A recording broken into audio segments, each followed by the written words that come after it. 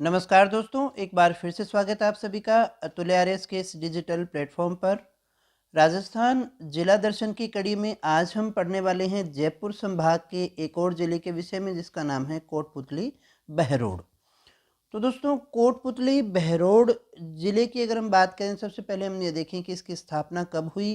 तो जैसा कि हम जानते हैं, 19 जिलों की स्थापना या पुनर्गठन जो है वो 7 अगस्त 2023 को ही हुआ। तो ये भी 7 अगस्त 2023 की ही डेट है, इसको हमें अच्छे से याद रखना है। दूसरा क्वेश्चन हमारा ये बनता है कि कोटपुतली बहरोड जो है वो किन किन जिलों से बना है। तो आपको ये याद होगा, पहले कोटपुतली जो था वो जयपुर जिले में था और बहरोड जो है वो अलवर में था। तो जयपुर और अलवर दोनों जिलों के पुनर्गठन से कोटपुतली बहरोड जिले का निर्माण हुआ। तो अलवर और जयपुर जिले के पुनर्गठन से इस तरह के क्वेश्चन पूछे जाते रहे हैं और फिर भी आपसे पूछे जा सकते हैं। अगर हम बात करें इसके प्रशासनिक दृष्टिकोण की, तो यहाँ पर देखिएगा 7 उपखंड हैं और 8 तहसीलें हैं। इसमें काफ़ी तहसीलें हैं, थोड़ा बड़ा ही है। पिछला हमने जैसा दूदू देखा था उससे तो काफ़ी बड़ा है। तो 7 उपखंड और 8 तहसीलें। 8 तहसीलों की बात करें तो मांडन है, नीमराना है, बहरोड है, बानसूर है, कोटपुतली है, पावटा है, नारायणपुरा है और विराटनगर है। ये 8 तहसीलें हैं इसमें।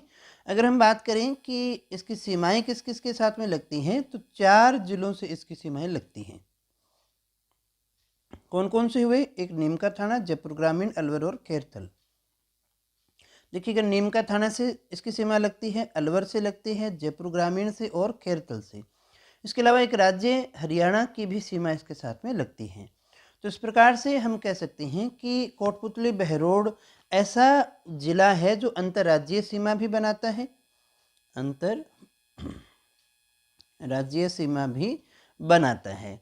और ऐसा इसलिए क्योंकि ऐसे क्वेश्चन आने की अब संभावनाएं हैं दोस्तों। जब राज्य या किसी जिले का पुनर्गठन हो जाता है, तो फिर उसकी काफ़ी जो प्रशासनिक दृष्टिकोण है वो चेंज हो जाते हैं और यहाँ पर सीमाओं से संबंधित वो पूछ लेता है कि इनमें से कौन सा ऐसा जिला है जो अंतर्राज्यीय सीमा बनाता है या नहीं बनाता है। तो ऐसे क्वेश्चन आने की संभावना रहती है, तो हमें ये याद होना चाहिए कि कोटपुतली बहरोड की अंतर्राज्यीय सीमा भी है जो हरियाणा के साथ में लगती है।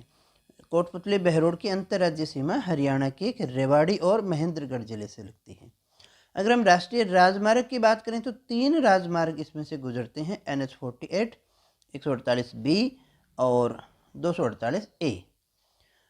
तो यहाँ देखिएगा, हमने बात की अलवर और जयपुर जिले से अलग होकर के बनने वाले कोटपुतली बहरोड नए जिले के विषय में, जो 7 अगस्त 2023 को बना है। 7 उपखंड, 8 तहसीलें इसमें हैं, 4 जिलों से इसकी सीमाएं लगती हैं और एक हरियाणा के साथ में भी इसकी सीमा लगती है। ये तो थे सबसे इम्पोर्टेंट फैक्ट।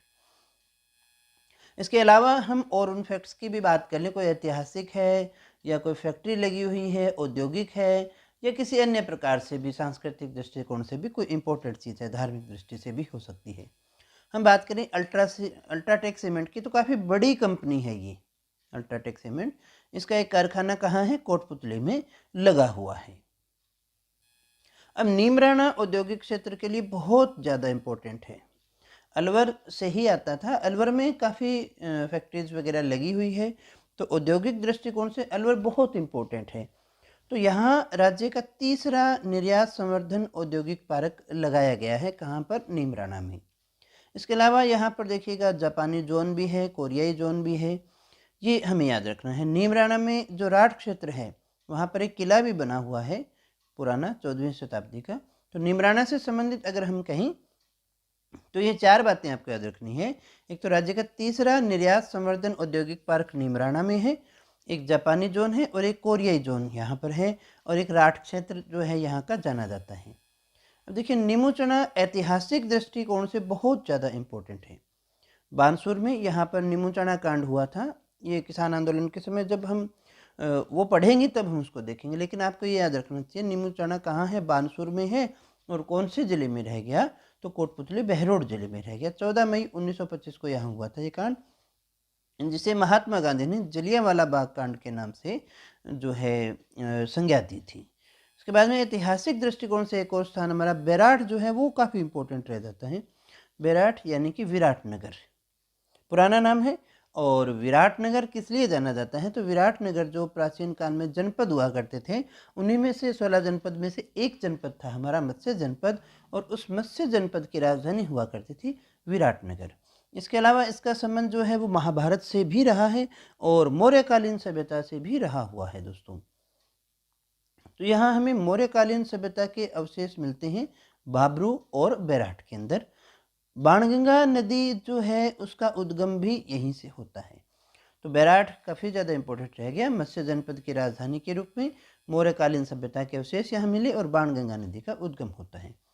इसके अलावा ऐतिहासिक दृष्टिकोण की बात करें तो एक और यहाँ पर प्राचीन सभ्यता भी कोटपुतली में हमें मिली है, जिसे हम जोधपुरा सभ्यता के नाम से जानते हैं, साबी नदी के किनारे। तो इसको एक बार फिर से समझ लीजिएगा थोड़ा सा, कौन सी सभ्यता की बात कर रहे हैं? जोधपुरा। जोधपुर नहीं है और ये जोधपुर में नहीं है।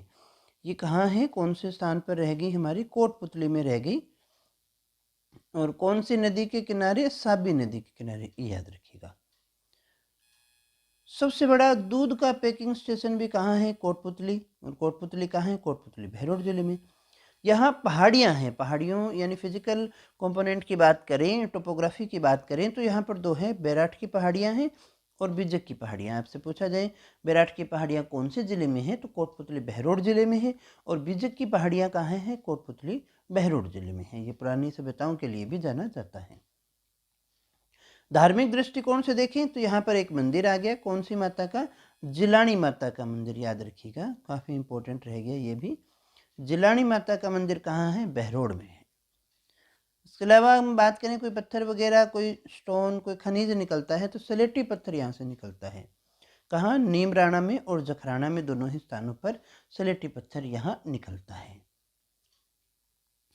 इसके अलावा कुछ और देखें तो CISF का ट्रेनिंग सेंटर भी है बहरोड में, ताल वृक्ष है नारायणपुरा में, और एक तसिंग दुर्ग है। ये इंपॉर्टेंट हमारा रह जाता है। कुछ नई चीज़ें जब इतना छोटे लेवल पे डिवाइडेशन हो जाता है तो वहाँ कोई ना कोई चीज़ आपसे पूछी जा सकती है।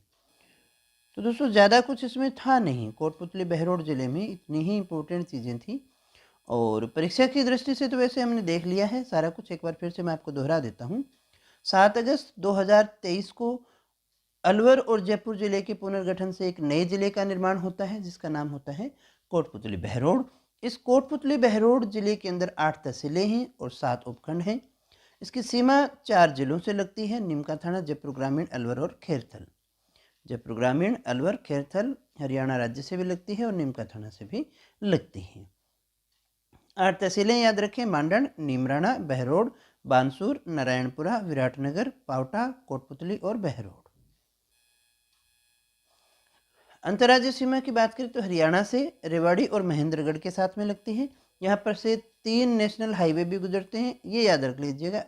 48 नंबर, 148B एंड 248A, ये 3 जो हैं यहाँ से गुजरते हैं। NH national highway. UltraTech cement, क्योंकि ये इसलिए कांस्टेबल वगैरह के पेपर हो रहा है तो वहाँ पर ऐसे क्वेश्चन आते हैं। अल्ट्राटेक सीमेंट बहुत बड़ी कंपनी है, कोटपुतली में लगी हुई है। नीमराणा औद्योगिक क्षेत्र के लिए जाना जाता है। निर्यात संवर्धन पार्क है। जापानी जोन, कोरियाई जोन, राठ क्षेत्र में पहाड़ी किला है इसलिए जाना जाता है। नीमूचाना कांड हुआ था वो स्थान भी कहाँ है? बानसूर, कोटपुतली बहरोड जिले में ही है, जिसे जलियांवाला बाग कांड के नाम से महात्मा गांधी ने संज्ञा दी थी। बैराठ, विराटनगर ऐतिहासिक दृष्टिकोण से एक तो जनपदों के अंदर मत्स्य जनपद की राजधानी हुआ करती थी। मौर्यकालीन सभ्यता के अवशेष यहाँ से मिले हैं। बाणगंगा नदी का उद्गम भी यहाँ से होता है। जोधपुरा सभ्यता कोटपुतली में साबी नदी के किनारे है, ये कई बार पूछ लेता है। सबसे बड़ा दूध पैकिंग का स्टेशन भी कोटपुतली में है, जहाँ 2 पहाड़ियाँ हैं इस जिले में, मुख्यतः फेमस बैराठ और अलवर। और ये हैं तो अरावली की ही पहाड़ियाँ, ये भी आपको याद रखना है। इसके अलावा जिलानी माता मंदिरों के नाम पर एक ही मंदिर हमने यहाँ देखा है, जिलानी माता का मंदिर। सलेटी पत्थर नीमराणा और जखराना में मिलता है। CISF का ट्रेनिंग सेंटर भी बहरोड में है। ताल वृक्ष नारायणपुरा और एक तसिंग दुर्ग, ये नया है तो थोड़ा कई बार नई परीक्षा में आ सकता है।